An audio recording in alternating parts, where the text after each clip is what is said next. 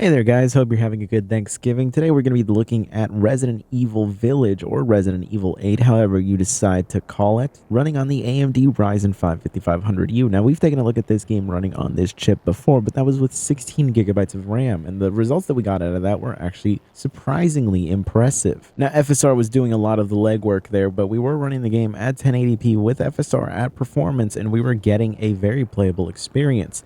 Unfortunately, this time around, that is not the case that we're getting here. We are running right now at the stock 15 watt TDP, with of course everything set to the lowest, including FSR set to performance. And our 1% lows are pretty brutal here, with our averages being in the 30 range. Now 30 FPS in terms of an average wouldn't be completely bad if it wasn't for the fact that the 1% lows really fall apart when anything new has to load up on the screen. Anytime any cutscenes start to happen, anytime any scripted animations have to happen, or really you just walk through a door, there's a good chance that you're gonna get a noticeable stutter while playing the game. It's certainly a completely different experience than if you try to play this with 16 gigabytes of RAM, and this really just emphasizes the fact that you're probably better off spending your money upgrading the RAM on your system if you're on a system that actually lets you upgrade. And if you're in the market right now for a laptop, always look for one that gives you upgradable RAM if you're going to be going with a lower capacity like 8 gigabytes. We are really now at the end of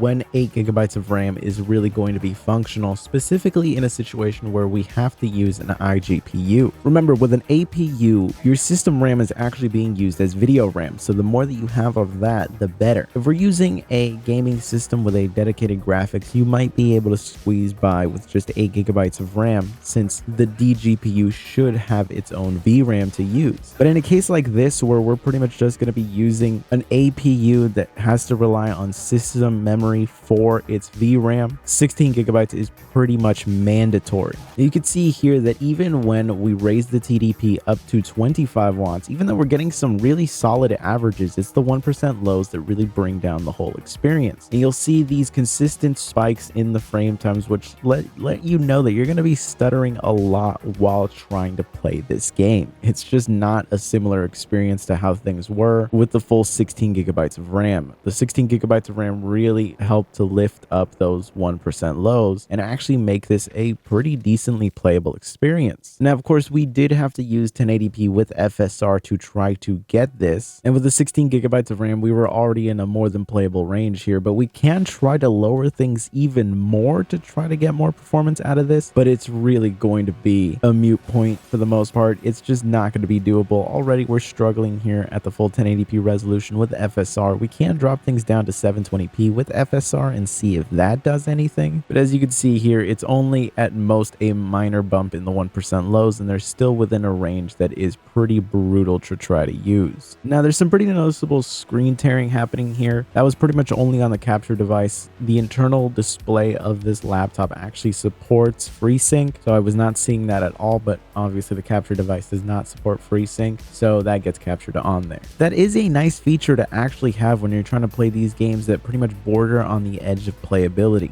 FreeSync pretty much can salvage a game that is struggling to hit a consistent 60 FPS from just turning into a screen tearing mess. But unfortunately, that is not really going to help us much at all in this situation where, again, our averages are looking really nice. I mean, it's almost 60 FPS average there. It's those 1% lows that really drag down the whole experience. You know, if we could see maybe a 10 FPS bump on those 1% lows, maybe. But even then, those moments of stutter really drag down the whole experience, and there's just no way of getting rid of those. In general, it is a very rough experience to try to play this game on here, and again, I would consider really just looking into upgrading your RAM. Obviously, there's links down below to the RAM that I have used to upgrade the system, and I would just look to see what kind of RAM kit would be the most economic for you to upgrade to. I think if you're on any system that is using an APU, whether it's an older generation one or newer generation one, 16 gigabytes of RAM is a minimum requirement, and instead of thinking about maybe buying another system with a new APU, you might just be better off upgrading your RAM and more than likely having a decent enough experience in the game. But it really all just depends on what you're looking to do on here. It really only seems to be necessary in situations where you're playing these heavier titles. If you're someone that only plays indie games, then you don't need to worry about anything like this. But anyways, I hope you found this video useful. If you did, be sure to subscribe, and I will see you guys in the next one.